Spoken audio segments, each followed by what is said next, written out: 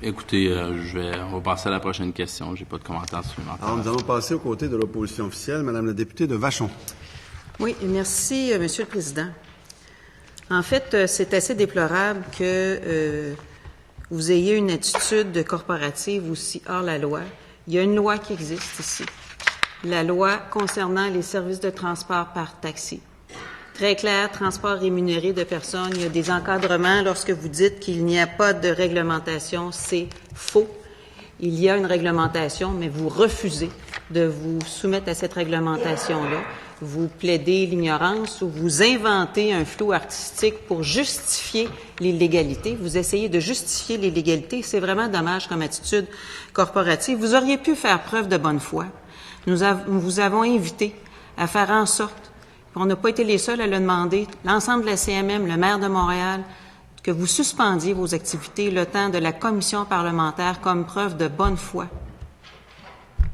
Rien du tout. Aucune preuve de bonne foi de la part de votre entreprise. C'est vraiment dommage. Vous dites dans l'ensemble de vos communications que c'est du covoiturage urbain.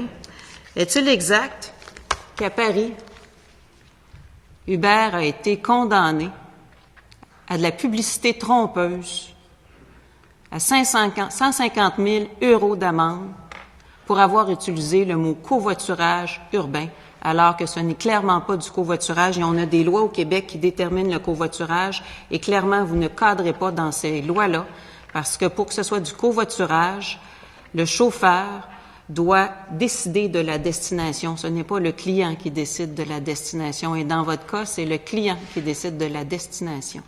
Est-il exact que vous avez été condamné en cour d'appel à Paris pour publicité trompeuse? Malheureusement, je n'ai pas les détails de ce qui s'est passé à Paris par rapport à ça, mais j'imagine que si vous les avez, c'est que ça doit être exact. C'est pratique de ne pas avoir les détails. C'est assez surprenant pour des dirigeants d'une entreprise de ne pas savoir ce qui se passe ailleurs. Je suis assez surprise. Est-il exact qu'à Paris aussi, les dirigeants sont actuellement non pas en commission parlementaire, mais devant les tribunaux, et ils risquent des amendes de 50 000 et 62 dirigeants, 50 000 et 70 000 € chacun, pour pratique d'activités illégales et incitation d'honnêtes citoyens à faire des pratiques illégales? En effet, c'est exact. Ce que je peux vous dire également, c'est que dans plus de 70 juridictions à travers le monde, Edmonton étant la dernière, les gouvernements en place ont mis de la réglementation pour encadrer le type de service qui était offert par UberX. La raison pourquoi ils ont décidé d'encadrer ces services-là, c'est que dans l'histoire moderne, et je suis certain que c'est le cas de l'Assemblée nationale, il n'est jamais arrivé que l'Assemblée nationale ici passe des lois sur des innovations avant qu'elles arrivent. Le gouvernement va voir l'innovation, va constater les bénéfices pour la population. La population va décider si oui ou non elle veut ce type de service-là. Et par la suite, le gouvernement va légiférer pour s'assurer d'encadrer cette innovation-là. C'était le cas dans plus de, comme je le disais, 70 juridictions, incluant des pays, incluant des États, incluant des villes. Et nous, on est ici pour demander au gouvernement de réglementer ça. Monsieur Guillemette, vous êtes un peu méprisant du travail des députés et de la législation en disant ça, parce que oui, il y en a des innovations et il y a des gens qui vous ont précédés, qui justement sont venus nous présenter des innovations qui sont faites et les lois se sont adaptées.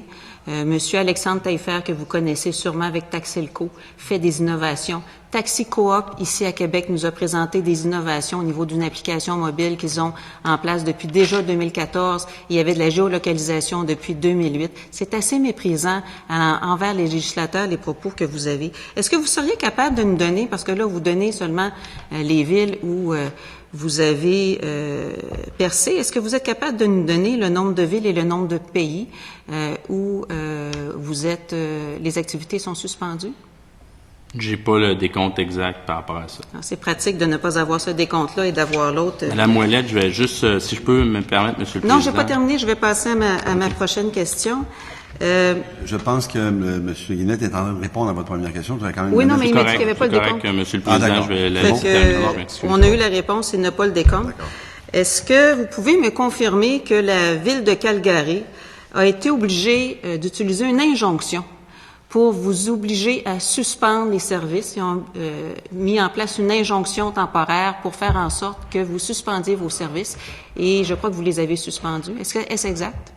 C'est exact que la Ville de Calgary a émis une injonction temporaire qu'on a pris la décision de respecter, bien entendu. L'injonction temporaire a été émise par le gouvernement. Et la Ville de Calgary, je tiens à le préciser, aujourd'hui travaille sur une réglementation dans le but de permettre les services de covoiturage sur son territoire. Et pendant ce laps de temps-là, vous avez suspendu le service dans la Ville de Calgary, comme nous vous le demandons ici, mais ici, vous n'avez pas suspendu vos services?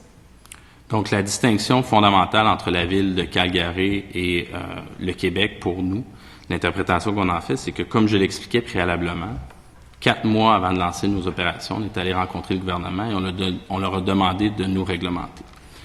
Il n'y a rien qui a été fait. Et quand on a rencontré le gouvernement, on n'a pas dit on lance dans 4 mois, voici comment ça fonctionne. On a dit, écoutez, les services d'UberX sont populaires partout ailleurs. On va les lancer au Québec à un moment ou à un autre. Et est-ce qu'on peut travailler sur une réglementation ou un projet de loi pour encadrer le lancement de ces services-là? Il n'y a rien qui a été fait. On a lancé les services au Québec. Et au cours des 19 derniers mois, il n'y a rien qui a été fait non plus par rapport à nous demander d'arrêter nos opérations. Il n'y a rien qui a été fait. Il y a plusieurs saisies qui ont été faites. En effet, je vais juste terminer, Mme Ouellette, s'il vous plaît. Donc, c'est bien que vous m'ayez repris par rapport à ça. En effet, quand je dis qu'il n'y a rien qui a été fait, c'est faux. Il y a eu des commissions qui ont été mises en place. Il y a des efforts qui sont faits. On les reconnaît.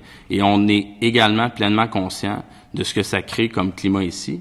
Et l'objectif pour nous, c'est de participer à réglementer ça. Mais au cours des 19 derniers mois où on a opéré ici au Québec, ce service-là a été adopté par la population. Les gens, les citoyens du Québec ont adopté les services de covoiturage urbain ici. J'en parlais tout à l'heure, je mentionnais le nombre de requêtes. Je vais juste terminer. Non, mais il me reste pas beaucoup de temps. Je voudrais terminer quand même. Je pense que c'est important. Poser ma dernière question. Il me semble que vous avez répondu à la question. Il reste 1 minute et demie, donc je vais donner la parole à Mme la députée de Vachon. Quand vous dites que les citoyens veulent votre service, en fait, il est moins cher, puis il est plus abordable parce que il y a toute une série de frais que vous n'avez pas, dont la TPS, la TVQ, le permis de taxi.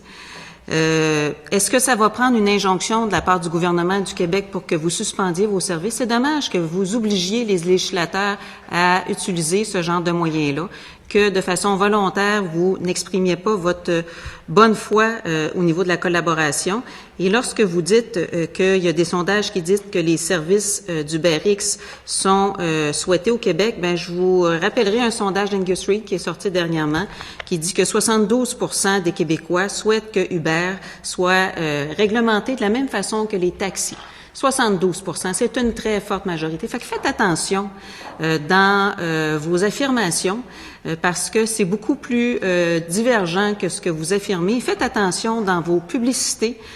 Uber a déjà été condamné pour publicité trompeuse. Je pense que comme dirigeant, vous avez une responsabilité, une imputabilité et vous auriez tout avantage à respecter les lois du Québec pour ne pas vous retrouver à subir les mêmes procès que les dirigeants d'Uber subissent ailleurs dans le monde. Je vous invite donc encore une fois à suspendre les services d'UberX. La commission parlementaire commence aujourd'hui.